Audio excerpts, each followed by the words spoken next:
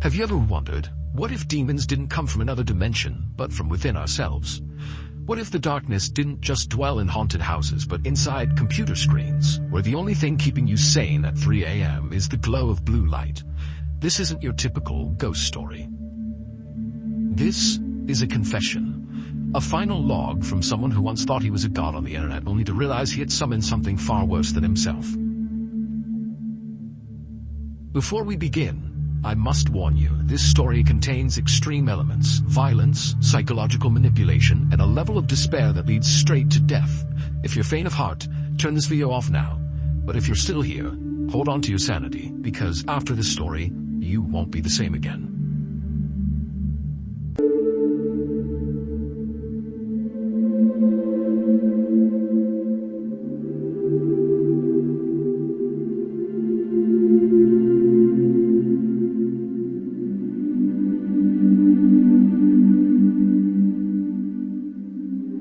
Hey everyone, it's CGS here. This story is, it's a little crazy. So if you have certain triggers, like maybe people offing themselves, or a certain violence in a school setting, I would just skip this video altogether. Otherwise enjoy it. I enjoy tormenting people over the internet. However, that time has now come to an end. I'm writing this as a final confession and testament to what I have accomplished. Yes, I live in my mother's house. I never had been kissed, never had a girlfriend. I've had sex, but not for free. I know I'm gross. In fact, I can describe myself perfectly using a few quotes from my favorite book, The Demonologist. In the book, Ed Warren, the real-life demonologist from the Conjuring movies, is speaking with the demon to find out more about its condition. Ed Warren says this: "Describe yourself to me." And the voice says, "No." The crucifix is then set in place, followed by agonized screaming by the possessing spirit.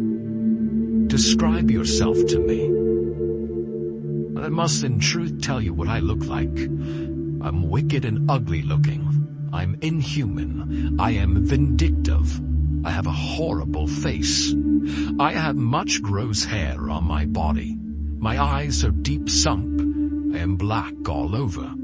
I am burnt. I grow hair.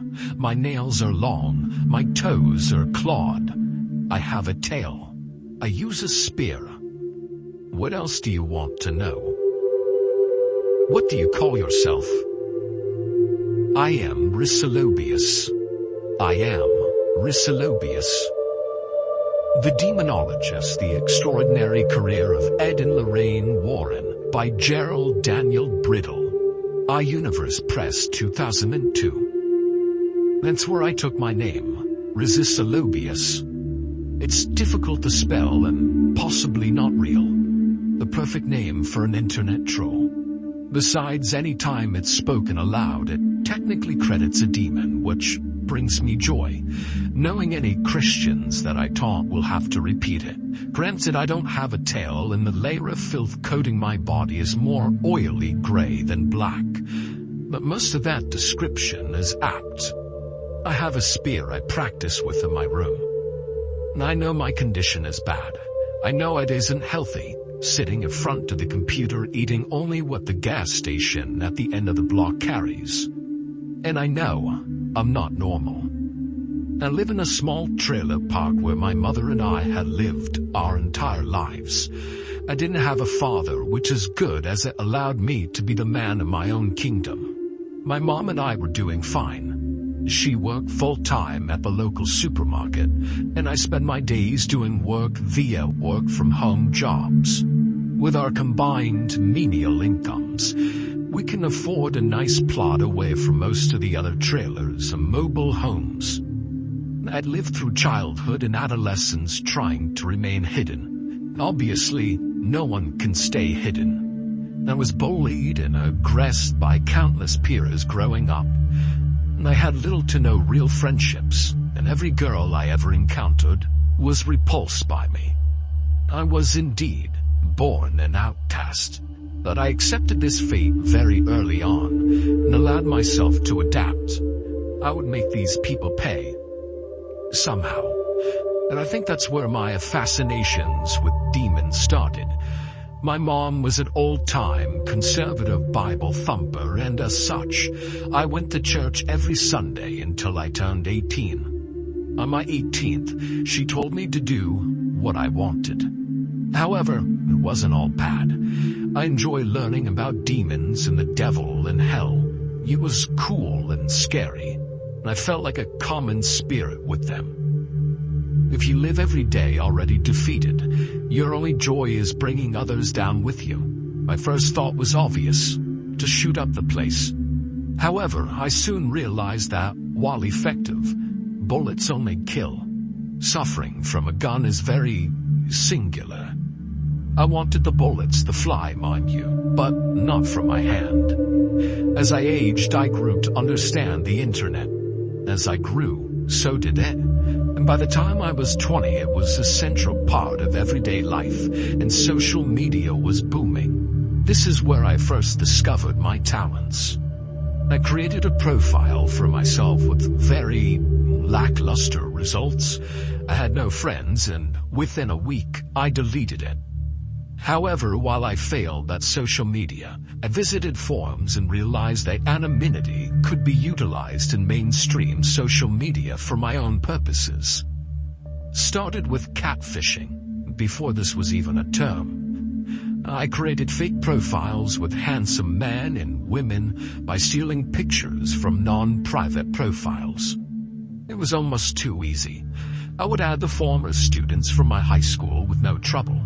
They accepted without question, a kindness they would never allow the real me. From there, I would strike up conversation. It is incredible how appearance can affect people's demeanors. When I would chat as myself in real life, I would be vastly ignored. However, when I created these profiles of beautiful people, I was like a god. I talked to men into flying across the country only to find no beautiful young woman waiting for them, but instead an empty space in the crowd where their non-existent lovers should be standing. I convinced women to leave their fiancés and boyfriends only for a profile that disappeared the following day, leaving them to pick up the pieces of a broken life. It was glorious. Then again, this was before the days of basic internet safety and common sense. These people were gullible because the concept of deception via social media was unheard of. However, deceiving people into traveling miles or leaving their loved ones was but a trial and training period for the bloodshed to come. I started real mischief with the other deplorable basement dwellers. I helped with hundreds of other people posting awful graphic content to harmless and often family-oriented sections of the web. People claiming their lives were ruined. Others simply expressed extreme outrage. Either was funny enough. Internet celebrities who had their personal info leaked was another blast. Really fun to see famous people scared once in a while. We had people showing up at all hours and banging on the windows. Others made scary anonymous calls in the middle of the night threatening them and their loved ones. We had a time, but I was also learning the subtle ins and outs of being an internet troll. Now, I don't feel one can really call himself or herself a true internet troll without causing a person to end their miserable life. The first suicide I participated in was a group effort. A young lady had her information as well as several embarrassing photographs leaked via a fake profile.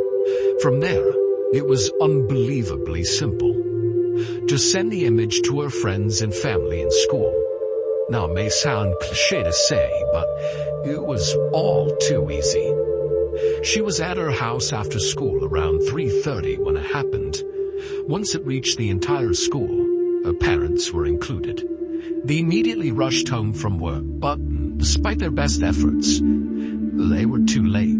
They found her in the bathtub with her dad's box cutter.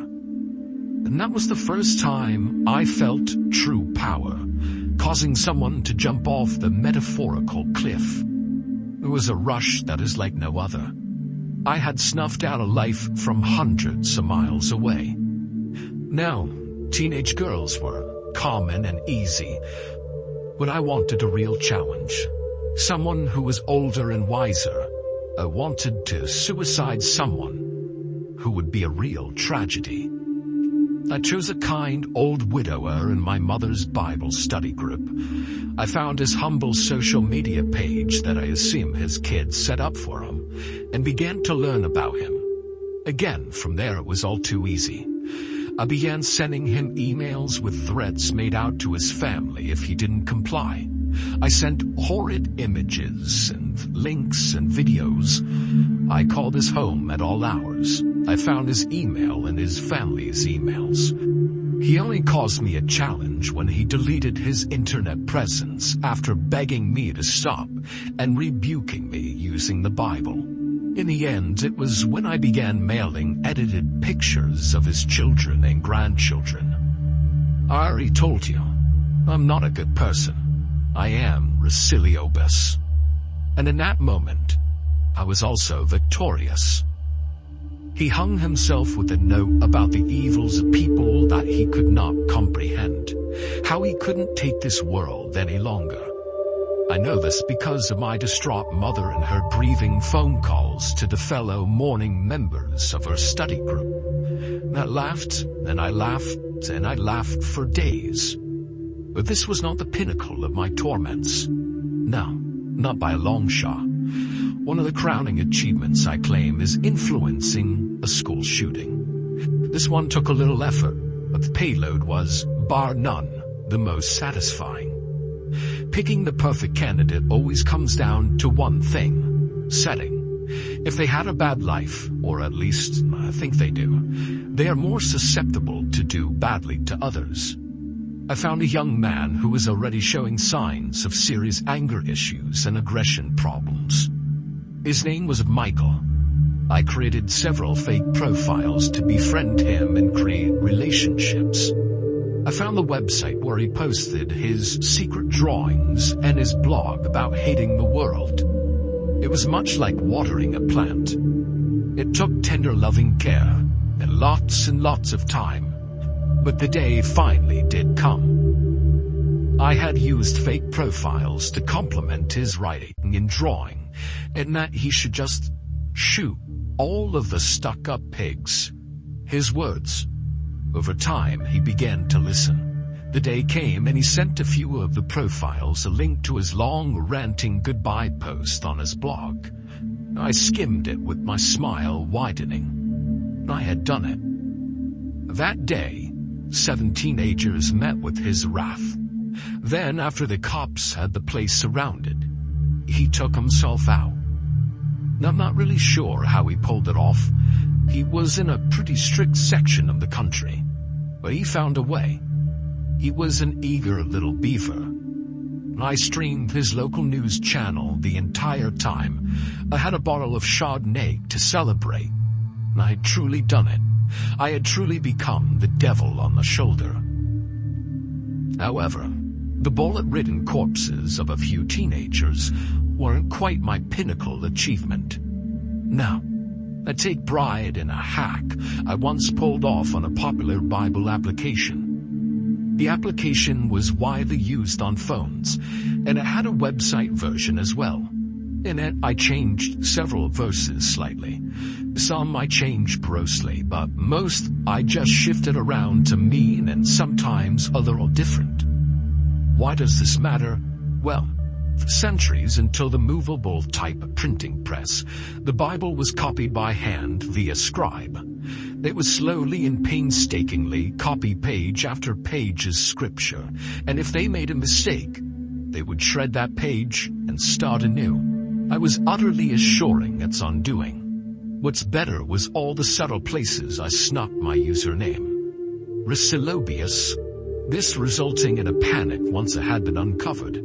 The app I hacked also influenced several other apps and sites using its search engine. People were now second-guessing everything they had ever read in the Bible and having to relearn scripture. Leaders of churches came under fire for not recognizing the issue and preaching from the app anyways. Several news groups did stories and articles on the Great Deception and the unknown hacker who pulled off the stunt. People's lives were now upside down. They had fallen for the lies of a false prophet, and they were fundamentally fractured because of it. There was so much turmoil. It was my crowning achievement. However, the reason I write this now is because of my current situation. My mother died last week of a heart attack. Her funeral was small and humble, just as she would have wanted it. None of her friends who were there from church and sewing circle and her book club even acknowledged me. I think on some level, they blamed me. I was her embarrassing secret after all, the pitiful man-child who never left home. Now, I didn't realize it while she was alive, but she had a decent life insurance policy, enough to keep me set in the trailer for years. However, I fear I won't be around much longer to enjoy it. A few days after the funeral, I heard a knock outside my door. I opened it to an empty front step and a dull purple dusk creeping over the horizon. I saw something on the ground. A faded and torn piece of paper. On it was scratched only 2 words. Found you. I write this now because it has been 3 days since that night. I'm running out of food in the house fast, and I live too far out into the county for delivery drivers. I'm locked in my room with the windows drawn. I could hear knocking all over the windows and doors and walls at all hours of the night and day.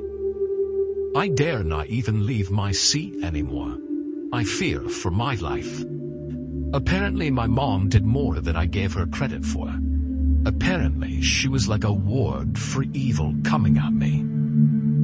Do you know what power a name holds? Resilobus.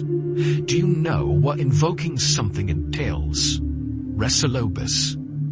And every time someone read it aloud, Resilobus. Every time I posted terrible jokes on a memorial page, Resilobus. And thousands of people seeing it, Resilobus. Every time I bombarded innocent eyes with a violent imagery, Resilobus. A name is a powerful thing. A truly powerful thing.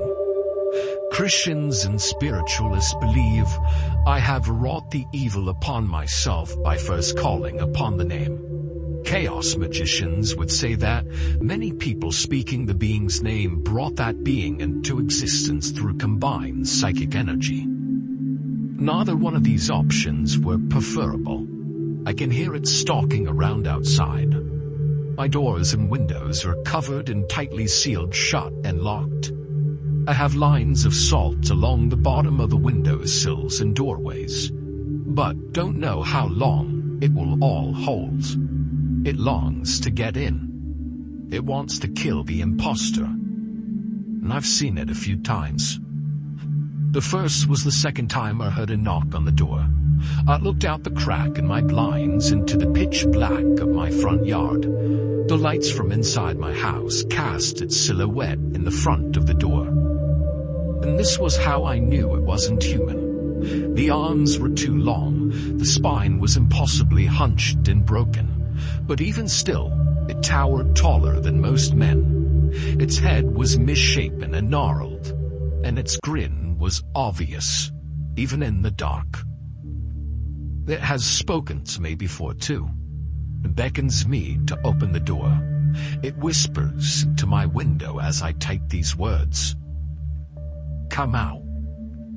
Maybe my loving mother's positivity was the only thing protecting me.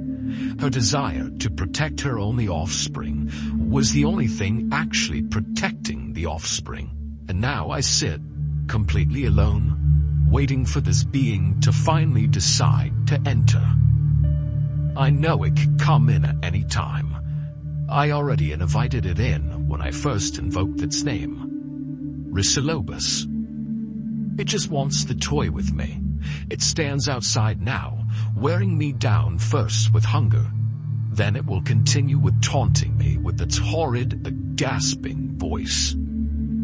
I only fear for when it does finally decide to come in. It will do things to me that I dare not comprehend. It will use its razor-edged claws to drag me to a place that I did not think existed. I will die soon. I will die in the worst possible pain. The greater tormentor will soon consume me. The superior being will win out. I don't ask for sympathy, but I do ask for one thing. Just remember that for a brief time, I was the better devil.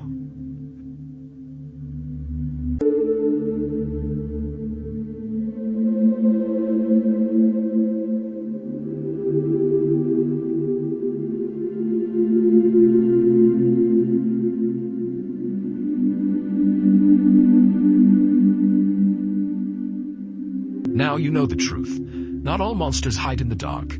Some live inside you, whispering through lines of code, feeding on fear, regret, and guilt. I once thought I was in control, but the moment I opened that door, it was already too late. So if you ever feel a strange chill when staring at your screen, if the screen flickers, if your reflection blinks when you don't say I didn't warn you. This isn't just my story. It could be yours. Next, log out while you still can. Or stay and let it find you. And if you're brave enough to explore even darker stories, subscribe to this channel, turn on notifications, and let the darkness guide you. We will meet again.